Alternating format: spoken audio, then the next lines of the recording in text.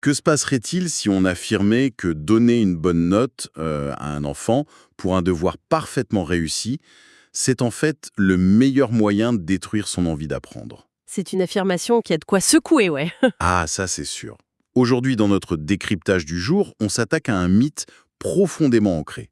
Il y a cette image très classique, presque universelle en fait, de ce à quoi ressemble l'apprentissage. L'image du professeur devant son tableau, c'est ça. Exactement.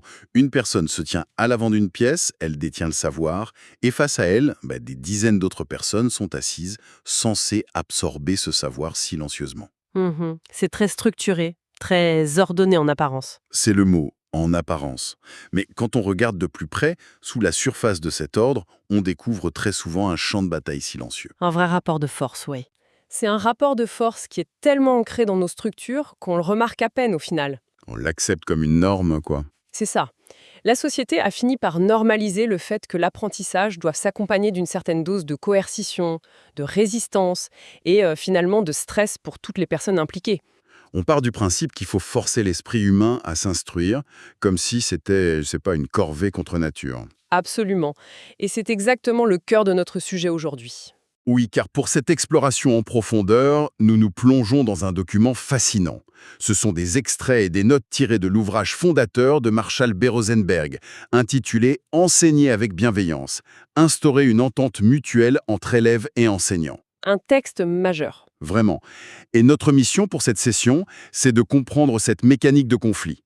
Comment on peut sortir de ces rapports de force traditionnels pour créer une véritable coopération? Comment on passe de la lutte acharnée à une authentique entente mutuelle? Exactement.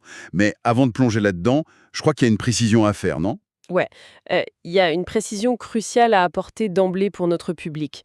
Bien que les sources que nous analysons se concentrent spécifiquement sur le milieu scolaire, la salle de classe, la mécanique psychologique que Rosenberg décrit va bien au-delà de l'école. Et ça s'applique partout, en fait. À absolument toutes les situations de transmission de savoir.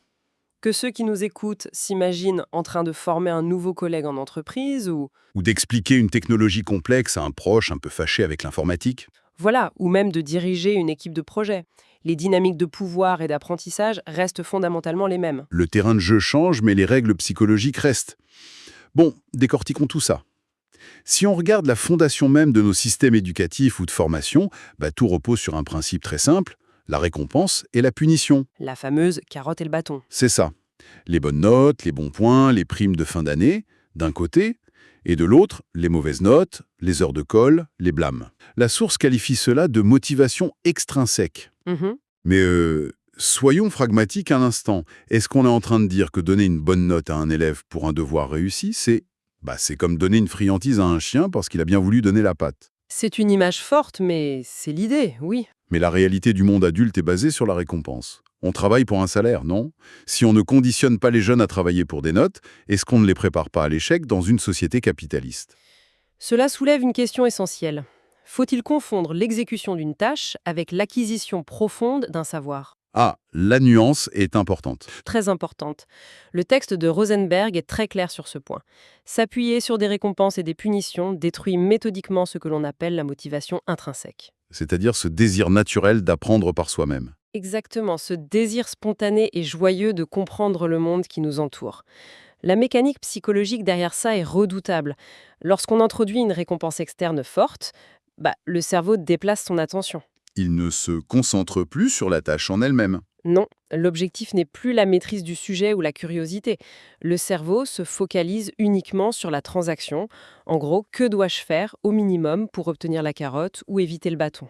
Donc la curiosité est remplacée par une forme de calcul utilitariste, quoi. C'est exactement ça. L'apprenant ne se dit plus « Waouh, comment fonctionne cette équation mathématique parce que c'est fascinant », il se dit plutôt Quelle est la formule exacte que le prof veut voir sur la copie pour me donner un 20 sur 20? « Ouais, c'est un peu triste quand on y pense ». Et c'est là que le processus d'apprentissage s'effondre. Le système ne produit que deux résultats possibles à long terme. Lesquels? Le premier, c'est une obéissance de façade. La personne fait le strict minimum requis pour obtenir la validation. Le fameux bachotage. On recrachote tout pour l'examen et on oublie tout le lendemain. Voilà, dès que la récompense disparaît, le comportement s'arrête net. Il n'y a aucune rétention d'informations à long terme, aucune passion. Et le second résultat, qui est encore plus destructeur, c'est la rébellion. La rébellion, dans ce contexte, j'imagine que c'est le moment où l'apprenant décide que la récompense ne vaut pas l'effort. Exactement. Ou que la punition ne lui fait tout simplement plus peur. C'est un décrochage total. Un mur. Le sabotage, le refus catégorique d'écouter.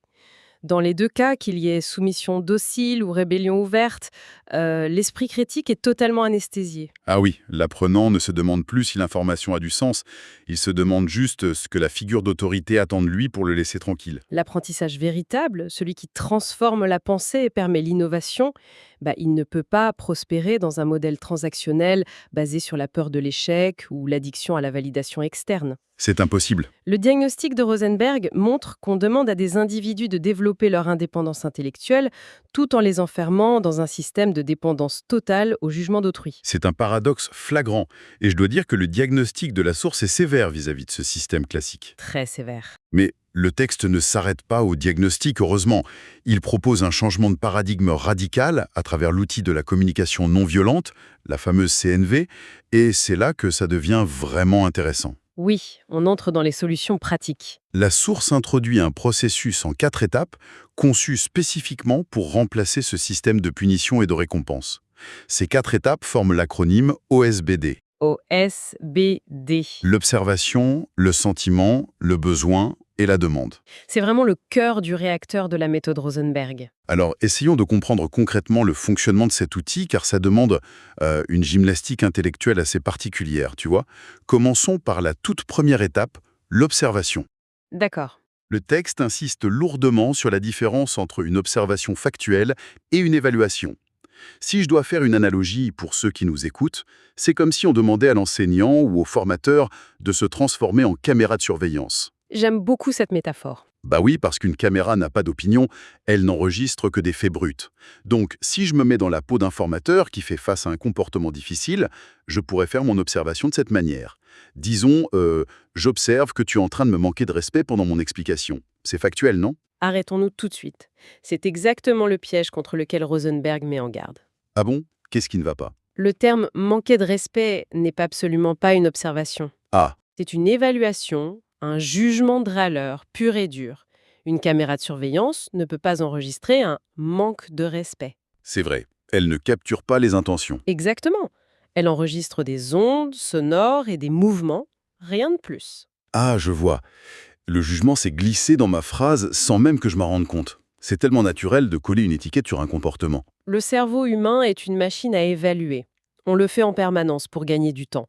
Mais dans une interaction humaine tendue, l'évaluation est perçue par le cerveau de l'autre comme une attaque directe. Une agression, oui. Si le formateur dit « tu es irrespectueux », l'amygdale de l'apprenant, le centre de détection des menaces dans le cerveau, s'active instantanément. Il va se braquer, se défendre ou attaquer en retour.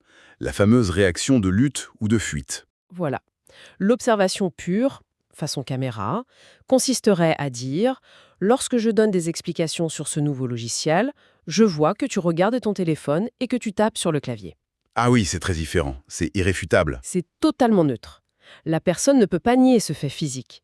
Et c'est à partir de ce socle de réalité partagée qu'on peut commencer à construire. D'accord, je saisis bien la nuance.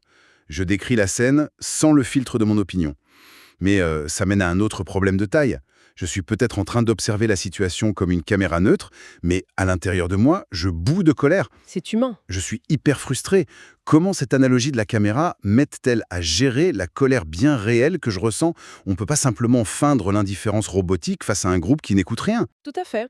Et c'est là que la deuxième étape entre en jeu, le sentiment. Donc on ne refoule pas ses émotions. Surtout pas. La méthode ne demande pas de nier ses émotions, bien au contraire. L'étape du sentiment consiste à exprimer ce que l'on ressent face à cette observation pure, mais en assumant la pleine responsabilité. La pleine responsabilité, qu'est-ce que tu entends par là? C'est une distinction vitale. Au lieu de dire « tu n'énerves avec ton téléphone », ce qui rend l'autre responsable de notre propre émotion, on exprime son propre état interne. On va dire « je me sens frustré » ou « je me sens découragé ». L'émotion est traitée comme une simple information sur notre propre état interne, c'est ça? Et non comme une arme pour culpabiliser l'apprenant. C'est ça. on parle de soi. C'est d'un exercice d'humilité assez impressionnant pour une figure d'autorité. Exprimer sa frustration sans accuser l'autre. Et j'imagine que cela prépare le terrain pour la troisième étape, le besoin. Oui, le pont entre le sentiment et le besoin est direct. Le texte explique que chaque émotion est le signal d'alarme d'un besoin satisfait ou non satisfait. Mais très concrètement, comment un enseignant qui a, disons, 30 élèves à gérer et un programme superchargé à terminer, comment il peut s'arrêter pour identifier un besoin derrière un comportement qui, de l'extérieur, semble juste insupportable ou provocateur? Ce qui est fascinant ici, c'est le renversement total de perspective que Rosenberg exige de nous. Selon son approche, absolument chaque comportement, même le plus maladroit, le plus agressif ou le plus exaspérant, n'est en réalité que l'expression tragique d'un besoin non satisfait. L'expression tragique. La formulation est puissante. Elle l'est, car la situation est vécue de manière tragique par l'individu. Mhm. Quand un étudiant bavarde sans cesse, refuse de travailler ou a un comportement de défiance, il ne le fait pas parce qu'il a une mauvaise nature. Ou pour le simple plaisir de saboter le cours, quoi. Non, pas du tout. Il le fait parce que c'est la seule stratégie qu'il a trouvée, aussi dysfonctionnelle soit-elle, pour satisfaire un besoin vital à cet instant précis.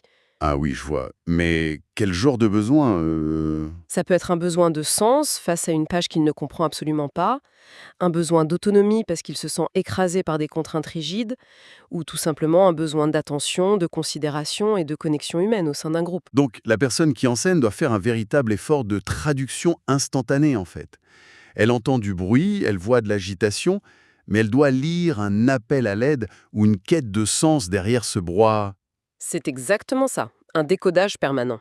Prenons un exemple en entreprise. Un collaborateur en formation qui interrompt le formateur en permanence pour poser des questions hors sujet. Le besoin caché n'est pas d'être pénible, c'est peut-être un besoin aigu de clarté. Ou un besoin de contribuer, d'être reconnu par ses pairs. Et ce décodage change tout. En se concentrant sur le besoin caché derrière le comportement, l'instructeur arrête de voir un adversaire. Il commence à voir un partenaire qui est en difficulté avec son propre apprentissage. La colère ou la frustration de l'enseignant retombe naturellement, car l'empathie intellectuelle prend le relais. On passe d'une question répressive, genre « comment faire taire cette personne immédiatement ?», à une question constructive. Comment pouvons-nous répondre à son besoin d'autonomie tout en respectant mon propre besoin de dérouler ma présentation? C'est là toute la beauté du modèle. Les besoins des deux parties sont mis sur un pied d'égalité. Ce qui nous amène logiquement à la dernière étape de l'OSBD, et peut-être la plus délicate, la demande. Souvent la plus mal comprise, oui. Bah oui, parce que j'ai observé les faits, j'ai identifié ma frustration, j'ai compris mon besoin de calme et le besoin de l'autre de s'exprimer. Que fait-on ensuite? Faut-il simplement exiger qu'ils arrêtent leur comportement, mais en y mettant les formes, poliment? Si l'on fait cela, on retombe dans le système de coercition classique. C'est juste le même système habillé de jolis mots. Ah, la fausse bienveillance. Exactement. La source insiste sur la différence abyssale entre une exigence et une véritable demande au sens de la communication non violente. C'est quoi la différence clé? Une exigence implique une punition si elle n'est pas respectée. Une véritable demande, en revanche, est négociable. Celui qui la formule doit être intérieurement prêt à entendre un non. Être prêt à entendre non quand on est prof, c'est oser? Ça demande du courage, oui. La demande doit être claire, positive, réalisable dans l'instant et surtout ouverte au dialogue. Par exemple, serais-tu d'accord pour noter tes questions sur un carnet pendant les 10 prochaines minutes d'explication et nous prendrons 5 minutes à la fin pour y répondre ensemble? Et si la personne dit non, qu'est-ce qu'on fait? Si elle dit non, c'est que la proposition ne répond pas à son besoin. Donc, la négociation continue. C'est un dialogue continu, pas un monologue. Alors, qu'est-ce que tout cela signifie au fond? Parce que si on pousse la réflexion, et je suis sûr que beaucoup de gens dans notre public y pensent, ça semble quand même à une magnifique utopie, pour ne pas dire une dangereuse naïveté. Je comprends cette réticence. Si on commence à tout co-créer, à tout négocier en permanence avec un groupe, à accepter qu'il puisse dire non à nos demandes, l'enseignant ou le manager ne perd-il pas tout simplement son autorité? C'est la grande peur, en effet. Est-ce qu'on ne prend pas le risque colossal de transformer la salle de classe ou n'importe quel espace de formation en une anarchie totale, où ce sont finalement les apprenants qui dictent la loi? C'est la crainte majeure de quiconque a déjà dû gérer un groupe de 30 ados, par exemple.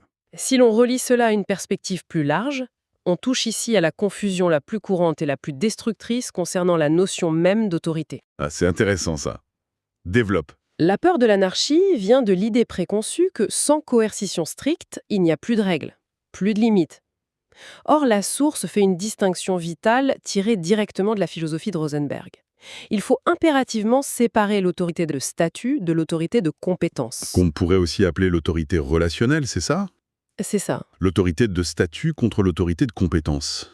Ça me fascine. Détaillons un peu ça, car c'est un point charnière. L'autorité de statut, c'est l'autorité qui est conférée uniquement par un titre officiel ou une position hiérarchique. Je suis le professeur, je suis le directeur ou même je suis le parent. Les fameuses épaulettes. Voilà. Elle repose implicitement et parfois explicitement sur la menace. Fais ce que je dis, sinon. Sinon tu auras une mauvaise note, sinon tu auras un blâme, tu seras viré du cours. Appelle le paradigme du pouvoir sur les élèves ou les collaborateurs. On exerce une pression mécanique d'en haut vers le bas. Et cette autorité de statut est super fragile en réalité, non? Dès que l'individu n'a plus peur de la punition ou que le surveillant tourne le dos, le château de cartes s'effondre. Le comportement s'arrête instantanément. C'est toute la limite du pouvoir sûr. À l'inverse, l'autorité de compétence, l'autorité relationnelle, elle ne s'impose jamais par la force. Elle se gagne et se cultive. Ça prend du temps. Oui, elle s'établit parce que l'enseignant démontre son expertise technique, bien sûr, mais surtout parce qu'il inspire le respect mutuel par son authenticité, sa capacité à réguler ses propres émotions sans accuser les autres et sa volonté de prendre en compte les besoins du groupe. On passe alors au paradigme du pouvoir avec les apprenants. Le pouvoir avec, au lieu du pouvoir sur, c'est un changement de logiciel intellectuel énorme. Mais concrètement, sur le terrain, comment on gère les règles de fonctionnement avec ce fameux pouvoir avec? Avec l'OSBD, tout simplement. Oui, prenons le cas d'école de la technologie. Si un étudiant dit clairement que son besoin pour ne pas s'ennuyer, c'est de jouer sur son téléphone pendant l'explication théorique, comment on réagit? On ne va tout de même pas co-créer une règle qui l'autorise à jouer aux jeux vidéo pendant le cours, sous prétexte d'honorer son besoin de divertissement. Bien sûr que non. Et c'est là toute la subtilité de la véritable entente mutuelle. Co-créer ne veut pas dire tout céder ni faire preuve de laxisme. La méthode rappelle en permanence que la personne qui enseigne a aussi des besoins profonds. Ils sont tout aussi légitimes que ceux des apprenants. Absolument. Le formateur a besoin d'attention, d'efficacité pour transmettre son savoir, d'un environnement calme et de respect pour le travail de préparation qu'il a fourni. Dans le cadre du pouvoir avec, l'enseignant ne va pas dire « range ce téléphone immédiatement parce que le règlement l'interdit et que c'est moi le chef ». Non, il va utiliser la CNV. Il va mettre ses propres vulnérabilités sur la table. C'est ça, il va dire par exemple « quand je vois des téléphones allumés pendant que j'explique ce concept complexe, je me sens frustré et découragé car mon besoin pour pouvoir transmettre cette information de manière fluide, c'est d'avoir l'attention visuelle de tout le groupe. » Et ensuite, la véritable négociation commence. Le partenariat, il est là, dans la recherche créative d'une stratégie commune. Une solution pratique qui honore les besoins des deux parties. Peut-être que le groupe, en discutant, décide qu'il est très difficile de rester concentré pendant 1 heure entière. Il propose d'instaurer des micro-pauses de 3 minutes toutes les 20 minutes pour consulter les téléphones. Ah ouais, un compromis intelligent. Et en échange, pendant les temps de concentration intense, la règle co-créée stipule que les écrans sont physiquement rangés dans les sacs. La nuance est capitale ici. La règle qui découle de cette discussion, elle n'est plus vécue comme une contrainte aveugle, arbitraire, imposée d'en haut par un flic, quoi. Non, elle est vécue comme un accord mutuel Un contrat social dont chacun comprend la logique profonde. et sa fonction protectrice pour le groupe. D'ailleurs, la littérature scientifique sur le comportement montre que lorsque les individus participent activement à l'élaboration d'une règle, leur niveau d'engagement volontaire pour la respecter est infiniment supérieur. C'est logique. Ce n'est absolument pas de l'anarchie. C'est une forme de démocratie exigeante appliquée à l'apprentissage. L'autorité de l'enseignant n'est pas détruite, elle est au contraire massivement renforcée. Parce qu'elle est désormais légitimée par le groupe lui-même, basée sur la confiance, la transparence et non plus sur la menace de la sanction. Le formateur n'est plus le gardien d'une prison éducative qui passe son temps à faire la police. Il devient l'architecte d'un environnement psychologique sûr. Où tout le monde se sent suffisamment en sécurité pour explorer des idées complexes, oser se tromper sans risquer l'humiliation. Et grandir intellectuellement tout simplement. Waouh! Ce parcours à travers les notes et les concepts de Rosenberg est d'une richesse incroyable. Si l'on devait synthétiser l'essence de cette exploration en profondeur, c'est vraiment l'idée urgente de déconstruire nos réflexes les plus conditionnés face à la transmission du savoir. Ouais, il faut tout désapprendre. Il s'agit d'abandonner définitivement cette logique archaïque presque pavlovienne, de la carotte et du bâton. Une logique qui, on l'a bien compris aujourd'hui, étouffe la curiosité naturelle et ne génère que deux impasses, la soumission intellectuelle ou la rébellion stérile. Rien de bon en somme. À la place, le texte propose d'adopter cette approche méthodique, factuelle et empathique, avec les 4 étapes de l'OSBD. L'observation pure sans évaluation, l'expression responsable des sentiments, l'identification des besoins cachés derrière les comportements et la formulation de demandes ouvertes et co-construites. L'objectif ultime, c'est de transformer cet espace de tension chronique en un véritable espace de coopération. La personne qui enseigne et celle qui apprend ne sont plus des adversaires retranchés de chaque côté d'une barricade, mais de véritables alliés travaillant vers un but commun. L'analyse de cette mécanique est fondamentale. Et il est vraiment crucial de souligner à quel point la philosophie du pouvoir avec possède une portée universelle. Pour tout le monde. Pour quiconque écoute notre décryptage du jour, l'application de cette méthode peut radicalement transformer les dynamiques quotidiennes. Pour un manager en train de former un collaborateur qui a du mal à assimiler un nouveau processus industriel, ou pour des parents qui guident un enfant face à des devoirs particulièrement frustrants le soir. Ou pour quiconque cherche à acquérir de nouvelles compétences dans un environnement hautement compétitif. La règle d'or identifiée par Rosenberg reste la même. L'apprentissage réel, l'intégration profonde et durable d'une connaissance ne prospère jamais, au grand jamais, dans la contrainte, le jugement ou la peur de l'échec. Il s'épanouit exclusivement dans un climat de confiance psychologique. Dans l'écoute active et la reconnaissance mutuelle des besoins de chaque individu impliqué. Et ça nous amène à une réflexion finale, une pensée presque vertigineuse pour clore cette session. Je t'écoute. Quand on observe la structure de notre monde, quand on y réfléchit bien, toute notre société actuelle, depuis la toute petite enfance avec le système de notation scolaire jusqu'au monde de l'entreprise avec ses évaluations annuelles et ses classements de productivité, elle est presque entièrement architecturée autour de ce système coercitif du pouvoir sûr Nous baignons dans un océan d'évaluation permanente. et de récompenses extrinsèques. Dès demain matin, à éduquer massivement toute une génération d'individus en appliquant exclusivement la philosophie de l'entente mutuelle et du pouvoir avec de Rosenberg. C'est un sacré pari. Des millions d'individus habitués dès leur plus jeune âge à observer les faits sans juger autrui, à identifier leurs propres besoins sans honte, à décoder les besoins des autres avec empathie, Et à coopérer pour trouver des solutions communes, sans jamais recourir à la menace. sans menace ni manipulation par la récompense. À quoi ressembleraient nos institutions politiques, la manière dont nous gérons les conflits internationaux, ou la structure même de nos entreprises dans 20 ans, si elles étaient dirigées, pensées et habitées par cette génération-là? Ça laisse rêveur. C'est une question monumentale, Ori. Et elle mérite de résonner longtemps pour tous ceux qui nous écoutent aujourd'hui.